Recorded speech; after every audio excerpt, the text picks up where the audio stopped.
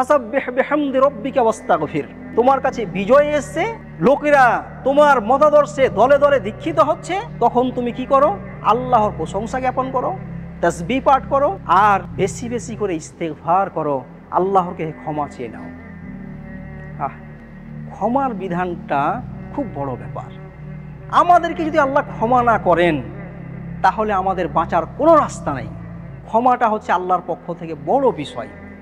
ক্ষমা আমাদেরকে চাইতেই হবে, আর ক্ষমাটা আমাদের জন্য খুবই দরকার। নবী মুহাম্মদ সাল্লাল্লাহু আলাইহি সাল্লাম 100 বার করে প্রত্যেক দিন ইস্তেগফার করতেন। এটা গল্প কাহিনী নয়, হাদিস বলছি, নবীর জীবনের ইতিহাস বলছি, যে প্রত্যেক দিন তিনি 100 বার করে 100 বারেরও বেশি তিনি ক্ষমা চাইতেন আল্লাহর কাছে। অথচ আমাদের জীবনটা কত ভুলে ভরা, তারপরে আমরা কি ইস্তেগফার করি?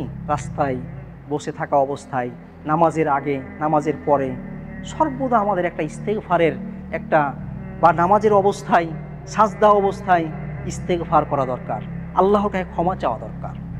যখন মানুষ আল্লাহর কাছে স্যারেন্ডার হয়ে যায়, ক্ষমা চায়, তখন ওর মধ্যে একটা বিনয়ের ভাব আসে, বিনয়ী হয়ে যায়, সে খুব নম্র ভদ্র হয়ে যায়, তার মধ্যে একটা অ্যারোগেন্সি বা অহংকার এগুলো থেকে বেরিয়ে যায়। একটা মানুষ যদি নম্র ভদ্র হতে চায়, বিনয়ী হতে চায়, তাহলে ক্ষমা খুব দরকার, আল্লাহর কাছে স্যারেন্ডার হওয়া দরকার।